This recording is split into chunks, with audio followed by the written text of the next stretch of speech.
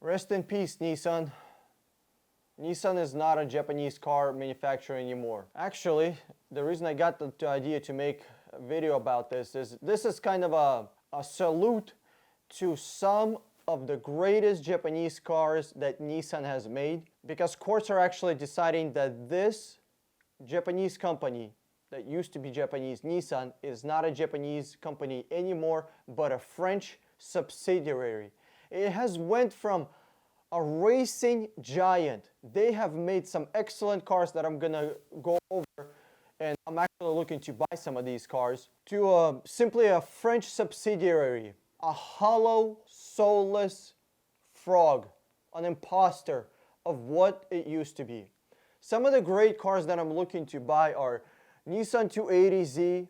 I'm sure many of you don't know what this is, but if you're into old cars and you're looking to buy a car that will really have a soul to it, this car is absolutely amazing. If you ever have a chance to own one of these, absolutely get it. Next one, Nissan 300ZX. This is a twin turbocharged absolute beast.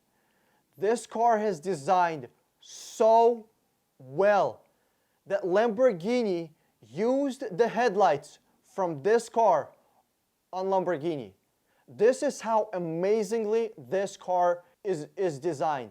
This car is Mona Lisa of car engineering world. This car is absolutely amazing. If you ever get a chance to own one or bring one from Japan with right hand steering wheel, do it. This thing is absolutely amazing.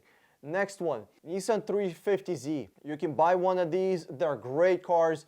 Any car that you buy from Nissan, manual or don't buy it at all. Next one, Nissan 370Z. You can buy one of these for, less than $13,000, less than $12,000 with a manual. The power to the size of the engine this car has is absolutely amazing. I actually really recommend it. Check it out.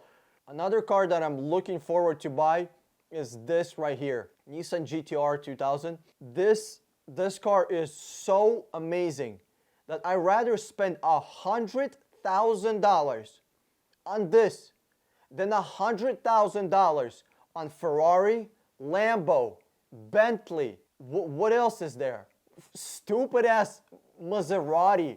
Like every time I see a Maserati, it tells me that somebody could not buy a fucking Lambo, they bought a Maserati.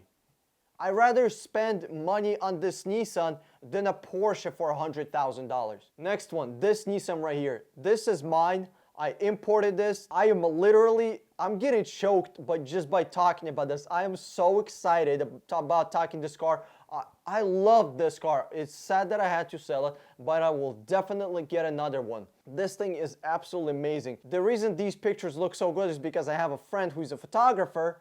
We took this thing out late at night, and it was probably around 8 o'clock, right after the sunset. He took the pictures and then he made him look good. Like, the only reason it looks so good is because my friend is a photographer. But this thing was absolutely a blast to drive. It doesn't have 500 horsepower. It's not a $100,000 car. It's not a $50,000 car. But goddamn, it was fun to drive.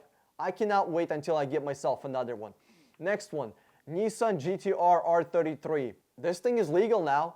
This thing is legal. You can bring it from Japan. The next car that I'm really looking forward to bring from Japan is this car right here, Nissan R35 Godzilla. Guys, if you have $100,000, then you have to buy a car for it. Would you buy this Nissan R35 or, a Porsche, a fucking Maserati, Bentley, Range Rover, Rolls Royce, Jaguar, Ferrari, Lambo? Did I mention that?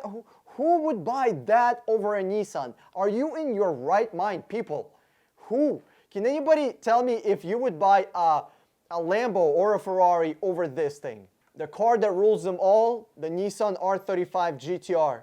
If you are ever thinking about buying a muscle car and you have not rented this thing for a day, you have no business. You have no business even to be looking at muscle cars. If you have not driven the king, the absolute beast of the motoring world. A car that rules them all. This is a $120,000 car that you can buy for less than $70,000 that puts Lamborghinis, Ferraris, Maseratis, American muscle to shame. It absolutely destroys them. This thing destroys them on a quarter-mile track. This thing destroys them on street races. This thing absolutely shames them on a track. Guys, if you are buying yourself a true performance car and you are not buying yourself a Nissan GTR R35 2012 and up, you got to buy 2012 and up because the transmission, they switched the transmission, they made the transmission better in 2012. What are you doing? What are you doing buying Dodges with scat packs? What are you doing buying a fucking Corvette? I mean, if you will be buying a $40, $50, $60, $70,000 car and it's not a GTR, can you tell me what are you thinking? Like literally,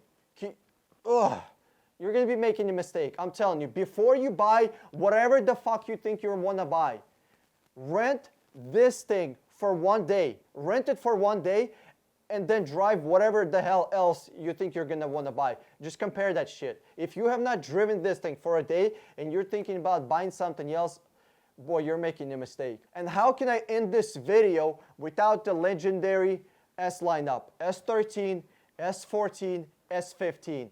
These cars, you can get these cars from Japan for less than $17,000, $20,000. But what these cars can do on the track, on the street, on any cars and coffee will be more impressive than anything else you can get for $20,000. I mean, Nissan has racing and performance in its blood. But as soon as fat, grubby, greasy hands of Renault took over Nissan, Nissan has stopped being a performance powerhouse and is nothing but the shell of what it used to be. Huge thank you for watching this video. Click here to subscribe, watch one of those 2 videos, and click the share button below the video. Did you enjoy the video? Did you find it useful? Do you think you're gonna save some money with it? Abso-fucking-lutely you will. Share this video on Facebook with somebody else. This is Dan Strong with 60 Minute Car. I'm signing out and I'll see you in another video.